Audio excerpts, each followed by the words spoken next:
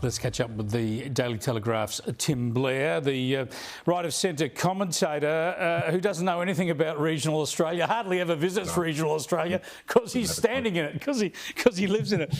Good to see you, mate. I just want to show you something first. It's a little clip that we would have talked about 2 or 3 years ago, but I'd forgotten about it. And let's have a bit of a reprise of this little snippet of Joe Biden when he was president.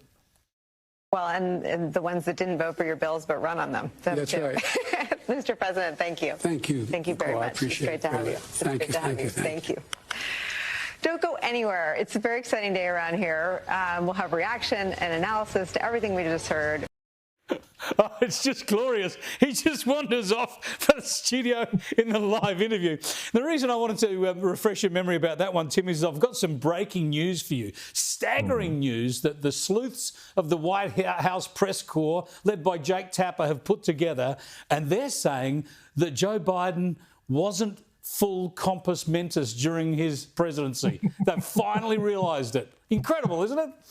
Look, it's unbelievable. I mean, this not since Watergate has the Washington press corps got together and more completely discovered a hidden scandal. But yeah, this is a bit like someone who's spent their entire life complaining about, you know, or alleging that the moon landing was fake, suddenly turning around and saying, "Hey, I reckon they landed it after all." You know, like, everyone knows. I just love this. He just gets up and goes away. That is just no. He's fine. He's perfectly cool. But no one knows. Look at the poor host.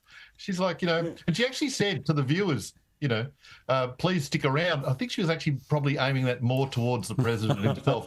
It was fantastic. Look, hats off, as you said, to Jake Tapper and the crew with their sort of Watergate-style investigation. They've been relentless post-election, speaking to everyone and putting the pieces together and finally working out that Joe Biden wasn't in full command of his faculties as president. And when they look back now, they can just decipher some little clues like this one.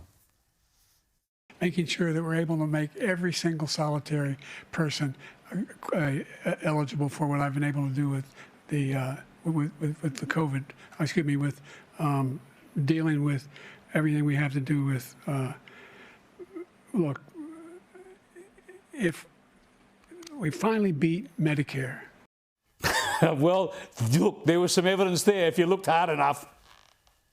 That was, you know, during the infamous, you know, first and only debate that was held. That and that at which point everyone pretended to just notice for the very first time, oh my God, you know, the president's he's not stepping so lively out there. But everyone else, we're thousands of miles away. We saw the clips. We saw the YouTube clips. We saw other networks, you know, revealing that, you know, here's a clip of him trying to climb stairs. Here's another clip of him trying to talk. We knew that something wasn't right with Joe Biden, something that is very typical of people in his age category. And the way that they kept trying to insist, right up until that moment, they were insisting that Biden was all there, and he wasn't. And it's just sad. It's sad and it was shameful the way they hit it all. I want to bring it back to Australia now and go back to another former leader here. Here's former Prime Minister Malcolm Turnbull talking about Snowy 2.0. I am a nation-building Prime Minister, believe me, and this is a nation-building project. These are big dreams in these mountains, real courage, a belief in the future, a confidence in Australia. Yeah, for the younger generations who never saw a Marlboro ad, that's what they looked like. But big news that the whole workforce is on strike. This has been a trouble-plagued project, those tunnel boring machines going nowhere, and now the workforce is going on strike. Yeah, they haven't exactly picked a great moment for this strike, have they? I mean, for a start, it's almost as though it's similar to a strike at a desal plant. How would we ever know? It's not something that's going to interrupt our daily lives. It's like me boycotting the AFL. They don't care. It's not noticeable.